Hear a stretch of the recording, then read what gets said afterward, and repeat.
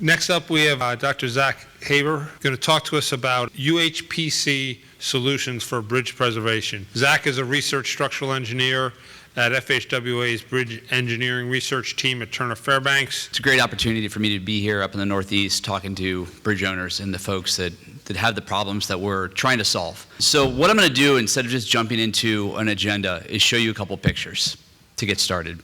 And if you're an owner, I want you, I guess, to think, is the picture on the screen something you see on a daily or weekly basis? Are you hearing this? Are you seeing these things from your inspectors? And if we're in the Northeast, if you've got simply supported steel bridges, deteriorated beam ends, I know I sat through the discussion with the steel group earlier, this sounds like it's a problem. If you've got bridge decks that are undergoing significant deterioration due to freeze-thaw damage, over salting, if you've got overhead bridge impacts or poor construction that kind of leave you with big gaping holes in portions of your bridge, what I'm trying to do with my presentation today is give you a couple of ideas where you can use ultra-high-performance concrete to solve some of these situations for bridge repair or bridge maintenance. With that said, some of the ideas I'm going to present today, they're things that states have used. We're kind of driving, UHPC is gaining a lot of momentum, and I'll talk about that here in a second. But for repair, it's still relatively new. Some of the things that I'm going to talk about are being used. Some of them are some ideas that we're looking into at Turner Fairbanks that are a little bit more on the, I don't want to say pie in the sky, but a little bit more on the innovative side. But depends on what type of problem you have. It might be a solution that you might want to look into. So before I get into the actual ideas, just to make sure we're all on the same page, I'm going to at least give a little bit of background as to what UHPC is, so that whatever concept of UHPC you might have or things you might have heard about it, I'm going to tell you kind of what my definition or our definition as Federal Highway, what we think of when we think about UHPC. Ultra-high-performance concrete is concrete, kind of in the simplest form. It uses a binder. In most cases, it's a Portland cement binder system. It's castable, like normal concrete. However, this material is self-consolidating. I would say the easiest way for me to kind of impart the vision of what it looks like in its fresh state to you is if you've ever made pancakes. It is very similar to pancake batter. That's kind of this picture I'm showing down here on the bottom left of what the material looks like when it's fresh. It's very, very flowable. It will flow up to about 10 or 15 feet under its own self-weight. It uses a lot of supplementary cementitious materials. The other thing it does use is it uses a very high dosage of high-strength steel fibers. So you could think of this, if you're familiar with fiber-reinforced concretes, as this is a very high-end fiber-reinforced concrete. It does not use large steel fibers. It uses relatively small steel fibers. We'd call them a microfiber. So they're usually about half an inch long and 0.01 inches in diameter. And they're typically about 300 KSI. A couple of the ballpark properties of this material, normally if you've never heard about UHPC or you've only heard a very little bit about it, the thing you've probably heard is this very, very high compressive strength, upwards of 20 KSI, and can get up to even 30 KSI with steam treatment. I'm not promoting this material for its compressive properties. That amount of compressive strength is actually, from a structural design standpoint, is actually kind of hard to deal with. That property is something that kind of comes along with the ride, with other things that we want for this material to do, which is it has tensile ductility.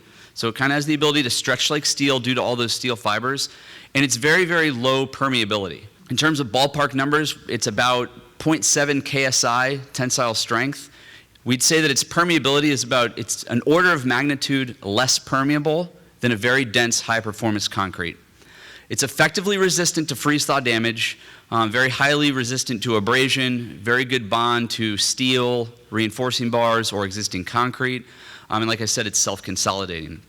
The other property that I'll show, which is for mechanical purposes, when we're using this to bond rebar together, or we want to lap reinforcing bars together, it does have a relatively high tensile strength compared to normal concretes, and I said it has tensile ductility. So with all those fibers that are in the mix, what it allows this material to do is as you pull it, normal concrete, if you don't have a rebar in there, once it cracks, it's going to break into two pieces. What this material is going to do is as you pull it, it's going to crack, and those fibers will bridge that crack and the ability to form another crack and another crack. And the material will continue to stretch and continue to crack until the material cannot hold any more strain, and it'll pull apart eventually. But as I'm showing here on this plot, which is stress versus strain and tension, and it has tensile ductility, and that can give us some very unique properties if we want to use it for, say, a link slab or an overlay, or if we want to lap reinforcing bars together. Just a little bit of context nationally as to who is using UHPC and why are they using it. So the most popular application for this material is for connections between prefabricated bridge elements. We recognized a while ago that you're not going to, at this point, at this stage, build an entire bridge out of UHPC. It is not cost competitive. It might last you 150 years, but it's not cost competitive at this point. So you can use it strategically. Use it where you need a very strong, very durable material in a critical location. We've traditionally had problems with cementitious grouts or conventional concretes when we're connecting two prefabricated bridge elements together. We've worked with states in using this material for prefabricated bridge element connections to kind of join everything together and provide a robust solution to that problem we've had since we started using prefabricated bridge systems. So what I've got up here is a map of the United States that shows all of the bridges in the US up to 2018 that use UHPC in some form or fashion. About 95% of these bridges use it for prefabricated bridge element connections. So what I'm going to do is I'm going to take away all the bridges that use it for anything other than repair. So you see the number of dots has kind of greatly dwindled.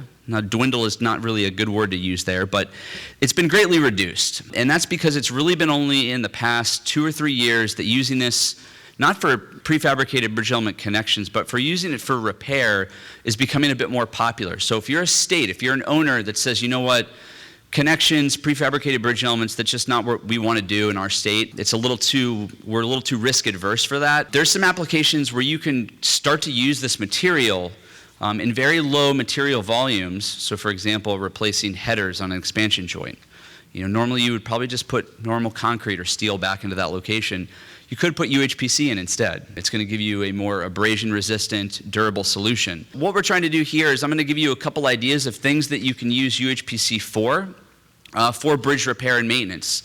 Like I said, some of these applications are things that states have deployed. Some are things that we are actively working on in our research laboratory in Virginia. Some are more practical, some are a little bit more far-fetched, but I'm just kind of going to present a bunch of different ideas, and we would definitely welcome, if you have a specific problem and the conventional solutions are just not working, we'd be more than open to discuss how this or any other innovative material might be able to help you and how we can help you assist you in deploying innovative solutions. All right, so just from like a very simple application, you've got a girder.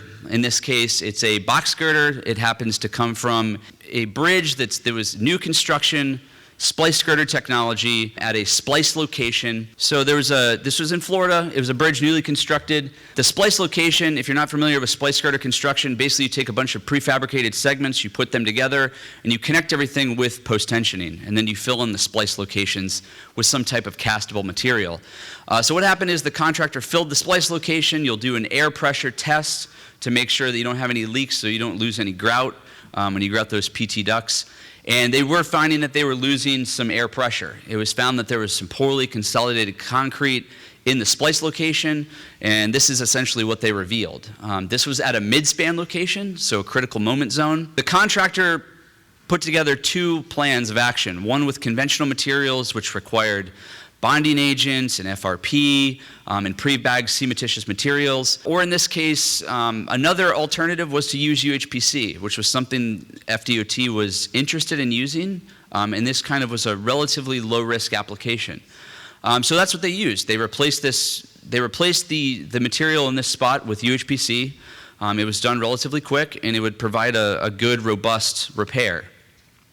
Now, kind of taking it to the next level where you're not just looking at patching, but you're actually looking at bringing something back up to its intended structural performance. Once again, in Florida, they had a precast slab beam bridge, transversely post-tensioned, that was starting to exhibit which I learned from Connecticut DOT when I was there about a year ago, what they call the piano key effect, where the beams started to essentially displace relative to one another. So you're getting differential displacement. And this was noted by some reflective cracking that was starting to show up in the asphalt overlay. We had developed a lot of knowledge at Turner Fairbank through experimental testing, and like I said, the majority of the applications of UHPC in infrastructure right now in highway bridges is for connections. So why not remove the existing connection, or essentially lack thereof in this case, and use the knowledge that we had already generated and replace that existing connection with effectively a new UHPC connection. So what they did is they went in and they used hydrodemolition to essentially blast out this crevice between the precast slab beams. They did add in some supplemental reinforcement. So I've got a picture here showing that. So they used hydrodemolition here.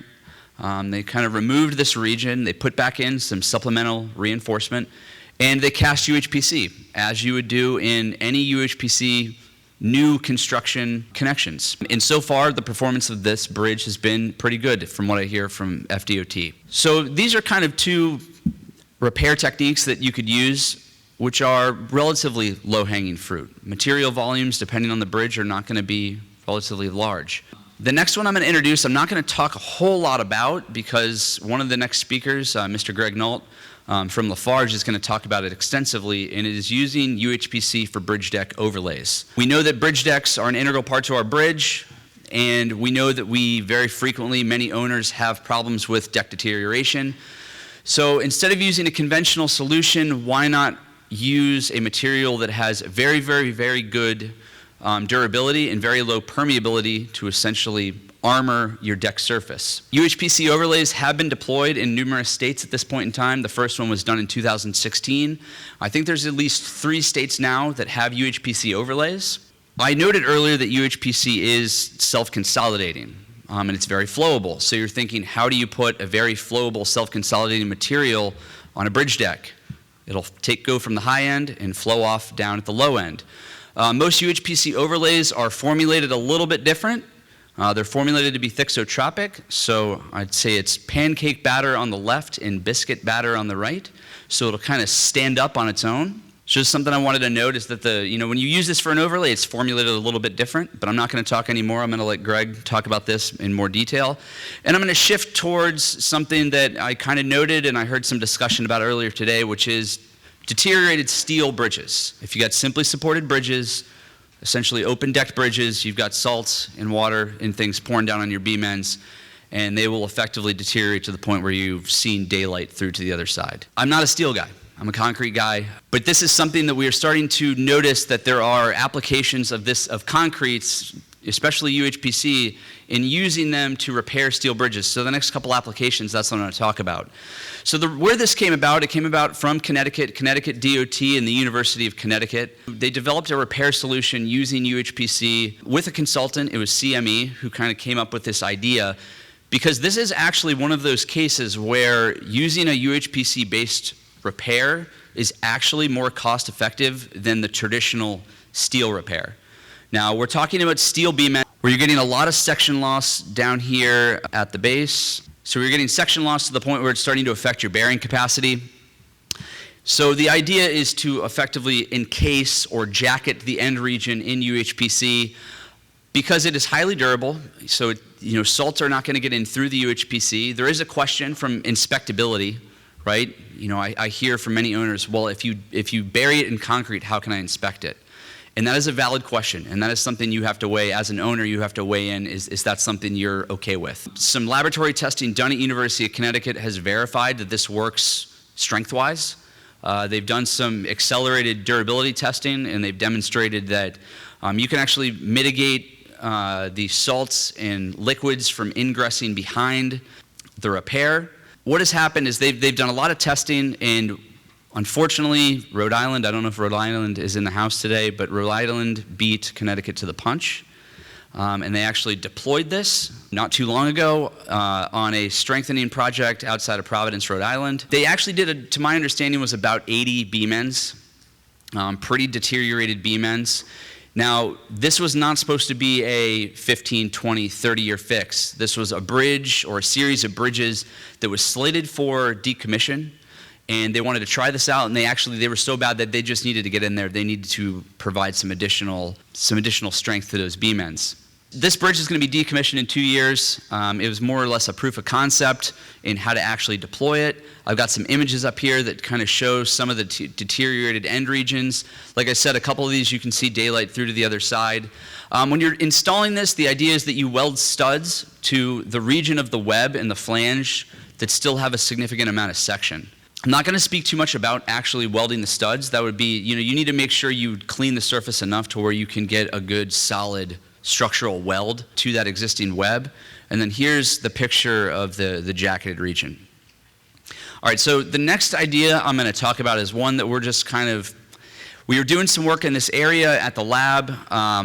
It's a little bit more of a far-fetched idea, but depending on how much it costs for you to repair this could be cost-effective. Web gap fatigue cracking. So normally today we're not going to design a bridge where you've got a cross frame and you've got an open gap between your flange and your stiffener, because we know you're going to get some distortion-induced fatigue cracking that's going to occur right here at this joint. What I'm showing here is kind of the traditional repair where you're going to drill some holes, you're going to put on some L angles to kind of stiffen that, because really what you want to do here is you want to stiffen that region so you're not getting any displacement. And you would likely go back in if you did have some holes in this region, you'd probably drill them out to arrest any fatigue crack growth.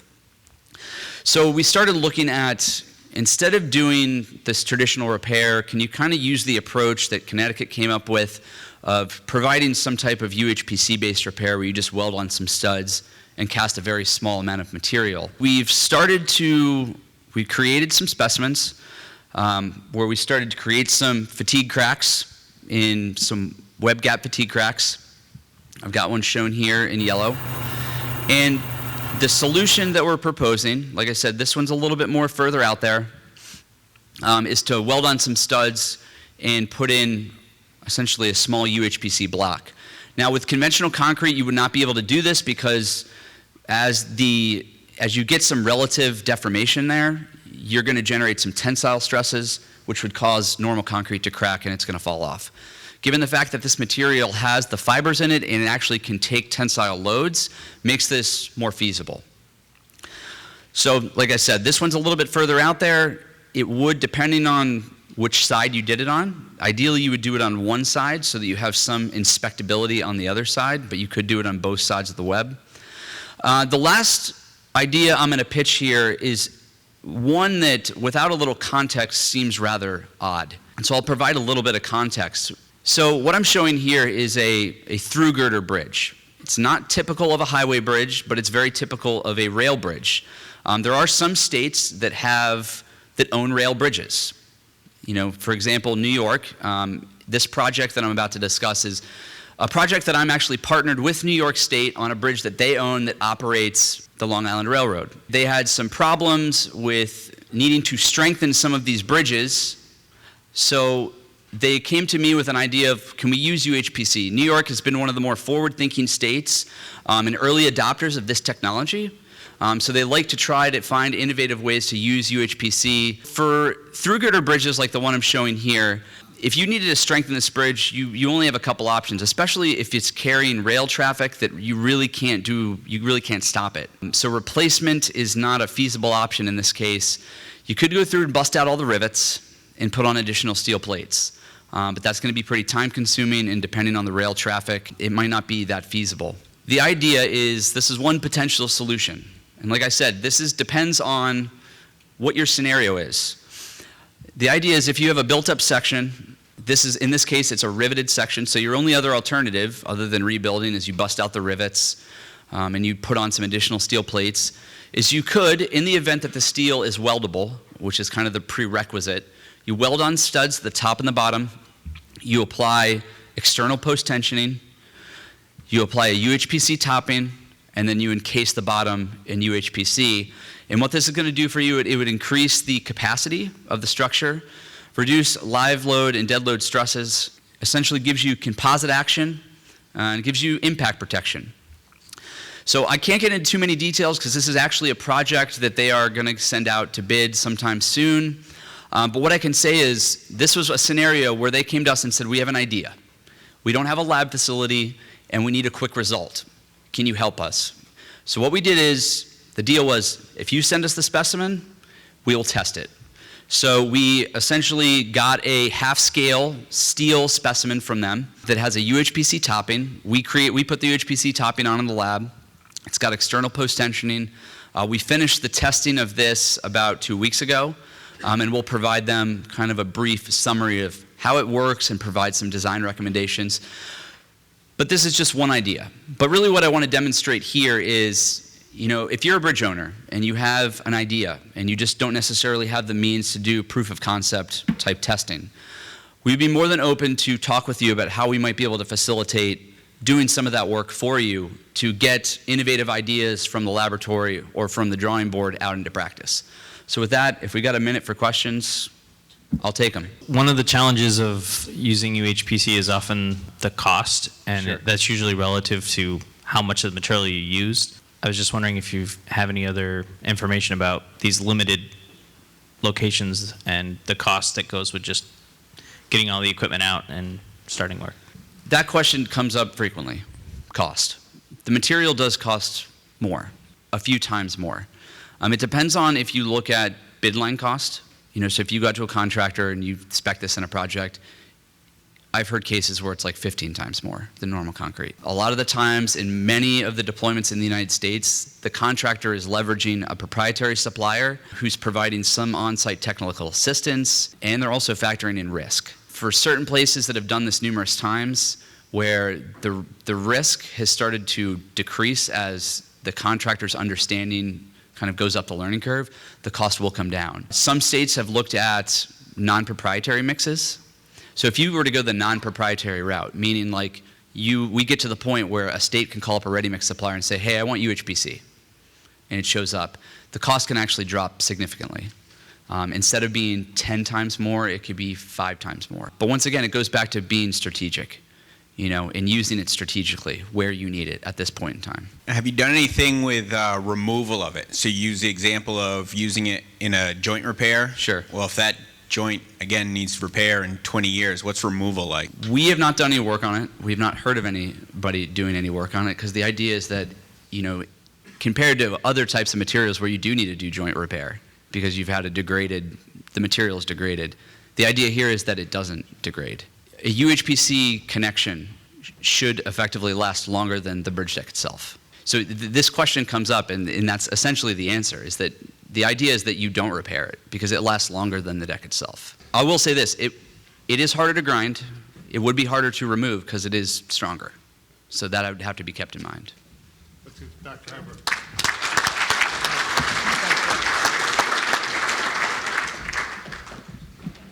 The preceding was produced by the National Center for Pavement Preservation. More information can be found on the web at pavementpreservation.org. Additional support provided by Michigan State University.